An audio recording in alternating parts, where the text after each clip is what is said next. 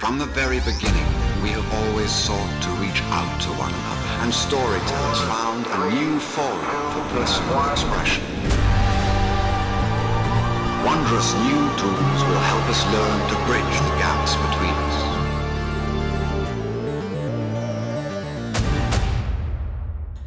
Good morrow, nerds and stuff. It's been a minute. A lot has changed in the world, and in me.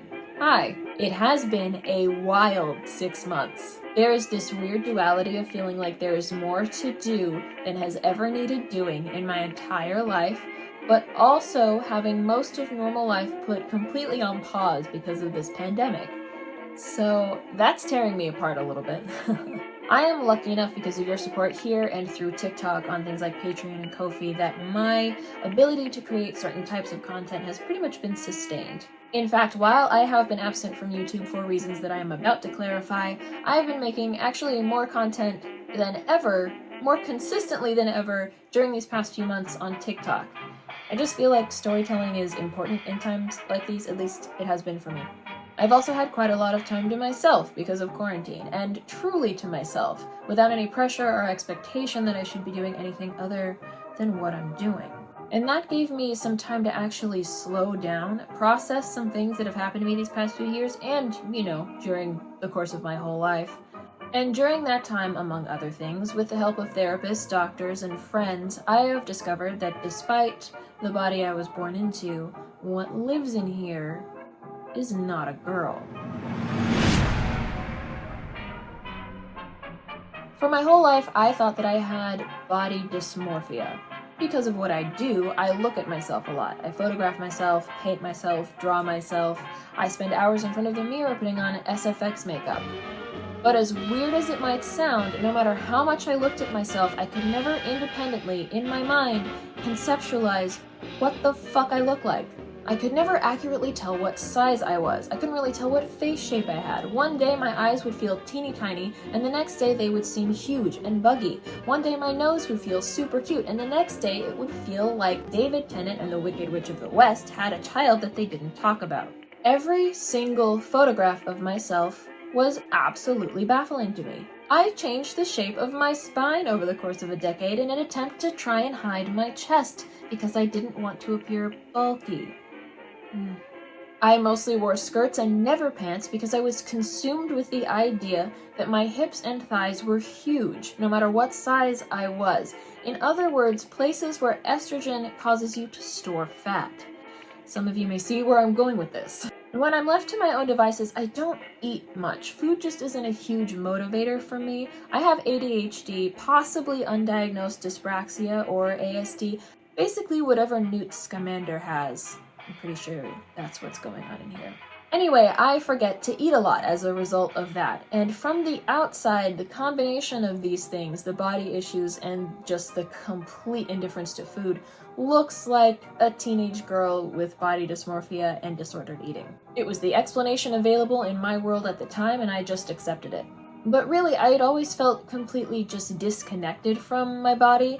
It wasn't really a hateful thing. It wasn't necessarily torture. I just felt like something that was aware that it was only playing a video game of its life a little bit.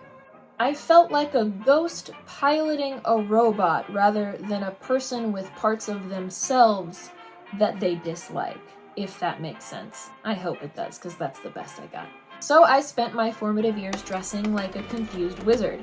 I tried desperately not to be coded as anything from Earth, because I didn't know why, but I knew that I was not like the people around me who looked like me. So I just resigned myself to feeling incorrect. That's just how it was, and that's how it's been my whole life. As an adult, I started meeting people who lived outside of the gender binary. And I realized that I shared some experiences with them as far as feeling a little bit what I now realize was dysphoric. The self-conscious girl narrative began to make less sense for me. But I had already had it squared away in my mind, and I chalked it up to some combination of maybe neurodivergence and possibly trauma. Surprise, we got an adverse childhood event in this backstory, which we will not get into, but it's there. I was also constantly dealing with a maelstrom of things that were always happening to me all the time, so I really just didn't have time or the brain beans to process what all of this meant. Sometimes I look in the mirror and I'm like, are you non-binary? And then I'm like, we don't have time for that right now. I have not had a personally urgency-free month in many years. And then one day, just to participate in some collaborative storytelling that I was experimenting with on TikTok, I put on a costume and dressed as a boy for a cosplay. Hi, so I discovered that I can look like this if I part my hair in the middle, so I'm just going to be living the rest of my life as a 90s heartthrob starring in a period film, so move over, Tom Sawyer. The makeup was not great. What I achieved was maybe the mom from The Parent Trap in the 90s at best. But it was enough. I saw myself looking even just a little bit boyish, and I ugly cried for 3 days. 3 days! I did not think that happy crying was a thing that I did. I did not fully understand what was happening to me at all, but I knew that I was happier with my physical self than I had ever been in my life. So I took some time with that. I ordered a prop binder from a company with a name that's a bunch of letters, so ADHD brain will not hold it, but I will put it here. And it was amazing. I tried it on and I cried again. Just for one day this time. I cut my hair to look less like Parent Trap Mom and more like Jonathan Brandis. Cried again. I looked up workout routines for trans men specifically, and seeing how people could transform their bodies to look how they wanted to look, ugly cried again. I started exercising for the first time in years since I developed a chronic health condition back in 2016, and I have not stopped. So with the context of my body image issues that you now have, let me tell you how incredibly brain-bending it was when I realized that I could see myself clearly in the mirror. When I looked very feminine, I was aware that people looked different on video versus in a photo versus in the mirror. But I could never pick out how I looked different. I just always looked sort of nebulously wrong in a new and mysterious way. But the less feminine I looked, the more I was able to pick out exactly how each medium and lens distorted my features. I had never been able to see myself before, and I didn't even realize it. It blew my mind. People started giving me masculine-coded compliments, and I still cry about those sometimes. I spent my whole life thinking that I did not like compliments on my physical appearance. At all. Even when they weren't gross or sexualized, just being called beautiful or any other compliment that made me seem like a little princess made me want to crawl out of my skin. I thought, well, at least this might mean that I'm a little bit humble if compliments make me uncomfortable. But the second I started getting masculine compliments, I realized instantly, oh no. No, I'm not humble. I like compliments. Thank you so much, everyone who's given me masculine-coded compliments. It has added years back to my life. Thank you. I literally thought that physical confidence was just the ability to ignore your crippling insecurities long enough to complete a task or goal. I thought that every confident person was just faking it till they made it, because the idea of being comfortable in your own skin was so alien to me that I changed the definition of comfortable in my mind. I remember the first time someone pointed out that my body was developing and that I had boobs. Oh, note the discomfort at saying boobs. I remember being horrified and thinking, yes, time to hide these forever. I remember never once dressing for gym in high school, not one time. It was a huge problem. I almost failed high school because of this. It caused an incredible amount of conflict at school and at home, and yet I could never articulate why I couldn't do it. I remember getting cast as a female Indiana Jones archetype for an event that I was attending, and then spending an entire afternoon crying because I didn't want to be a female Indiana Jones. Just wanted to be Indiana Jones. And I proceeded not to think about that again for 2 more years. And I remember my period of intense performative femininity in the years that followed. And before all that, before I learned to perform femininity to survive, I remember thinking of characters like Peter Pan when I ran barefoot around my neighborhood with my friends. I remember insisting on shopping in the boys section for clothes and wearing little tuxedos to weddings. I remember desperately never wanting to wear makeup, basically distancing myself from my impending womanhood as much as I possibly could. Hi, this is Editing Ads, and I am popping in to just say something real quick. I have been talking to doctors and therapists about this for a full calendar year before I put out this video. Consider myself a proud feminist for years before that, and devoted a lot of time and energy to the introspective part of it, examining my entire life. So if anybody comes into my comments section and embarrasses themselves by implying that I am trans because of some sort of internalized misogyny, you will unlock an energy that is frankly demonic. I remember watching movies like Treasure Planet, Harry Potter, Hook, The Sword and the Stone, and The Princess Bride, and every single version of Peter Pan that I could find, and I would fall asleep to these movies every night because those were the characters that I related to. Well, them and Ariel, the Little Mermaid, the non-human fish cryptid. More on that later. I realized that just about every original character I've ever made for LARP or any kind of story has been a blatantly frustrated attempt to make myself more like the characters I actually related to. Either that or a hyper-feminine performance that was either accidentally or purposefully a parody of itself. Let me show you what I mean. I am so happy right now. I want to live I can't wait to be old and to do whatever I want. Willow Jones was created because at the time there were no eccentric, charismatic time traveler characters who looked like me. I related very much to the Doctor and the eccentric time wizard Merlin archetype. I had always looked up to these characters as a misunderstood neurodivergent kid, and I realized that my frustration at them feeling barred from me was largely due to gender. I have already gender bent Willow into Willet on TikTok for those of you who are there, so that I can continue to play her in a way that's more true to myself. If you want to see more of that, if you want to see me do that with other characters, you can follow me there. You know what to do. Thorin is an older character that I didn't actually play for too long, and not Thorin as in the dwarf, Thorin as in the Old Norse name. If you've been with me for an obscenely long time, you might remember her from an in-character interview that I did back in the day. She was Ragnar Lothbrok. That's about the entirety of her. His portrayal on the show Vikings really hijacked my brain for a long time. Susan. Susan is hyper-feminine, demonic Nancy Drew. She is Betty Cooper as the Antichrist. She is the hyper-feminine performance that I was most aware of because she was created out of feminine rage, or at least rage induced from feminine life experiences. Ironically, I ended up experiencing more of that pain while playing her, so she's a bit of a complicated character for me. She is part catharsis and part reminder. Ruby Rockwell. This one is for the TikTok crowd. Ruby Rockwell is my mafia character. She's a lounge singer and a spy and very, very sweet. She is sort of special to me because she was my femininity's last stand, the way I see it. She is a desexualized Jessica Rabbit, mixed with Giselle from Enchanted. She's based on two obvious and nearly comical parodies of femininity. I've made characters based on Giselle before for that exact reason. I remember seeing Enchanted with Amy Adams in I think 2008 and thinking, finally, someone has broken down femininity in a way that is so much a parody of itself that I can understand it. Zephyr is a character that I made because I wanted to be the fish cryptids. I saw Creature from the Black Lagoon as a young child and was changed forever. There is a lot to be said about the way that queer and neurodivergent people see themselves in cryptids.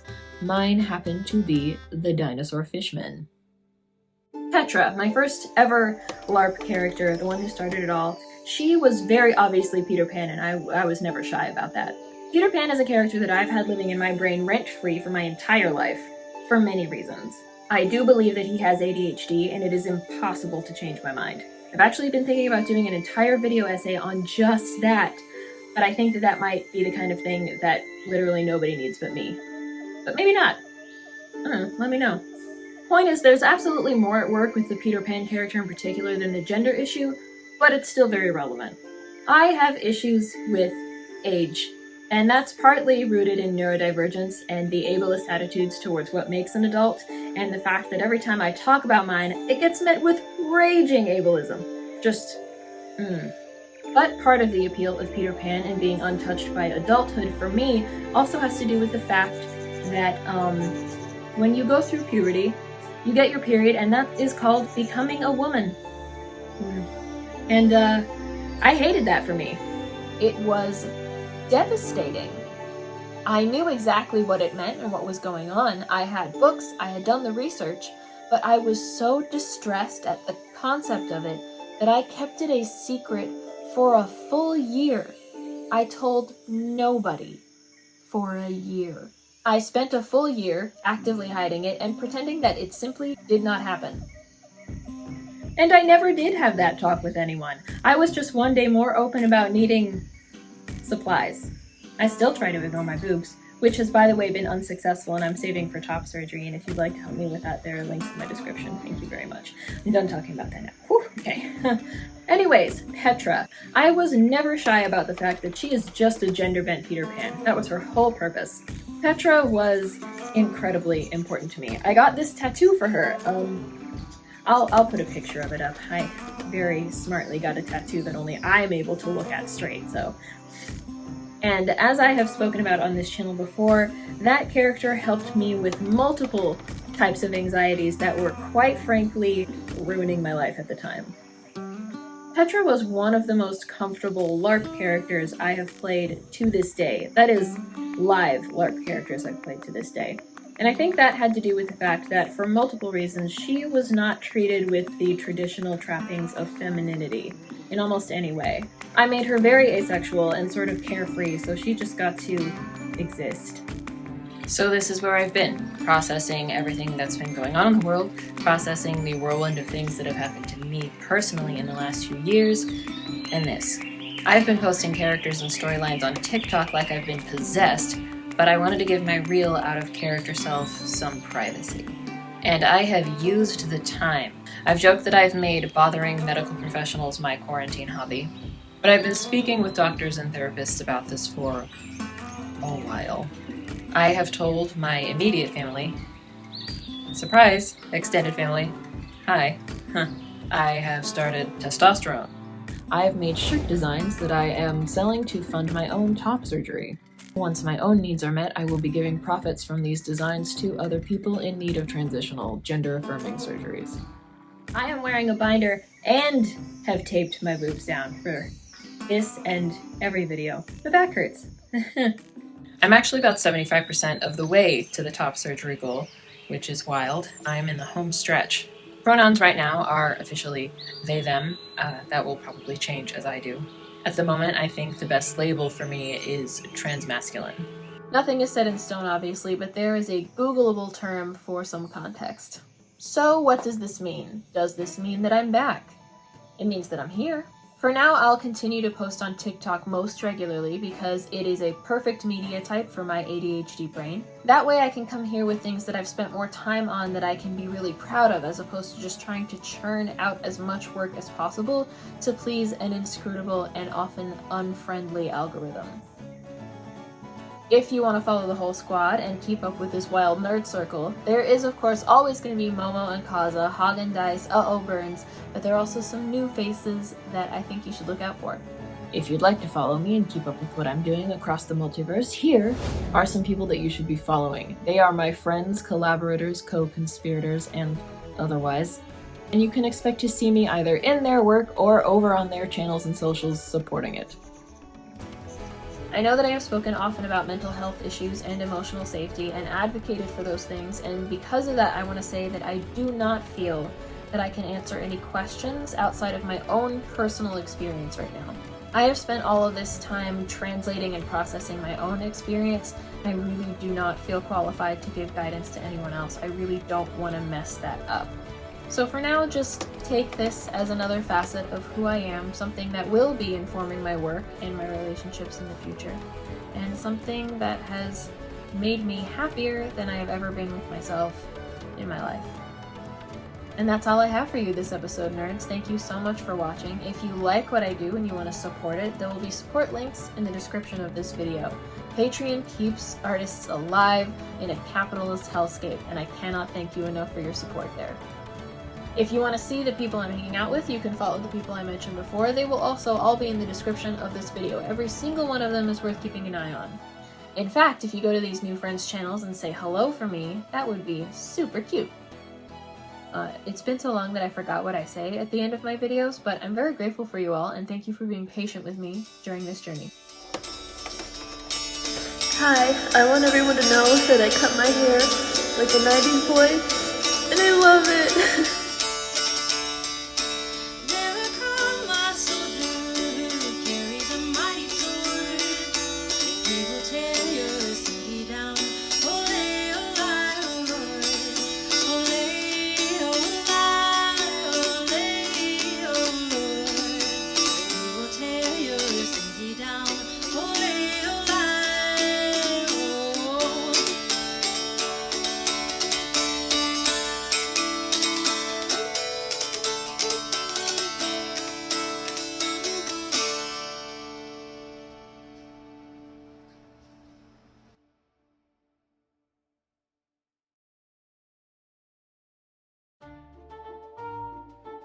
I slip and fall, I'm gonna break my whole ass.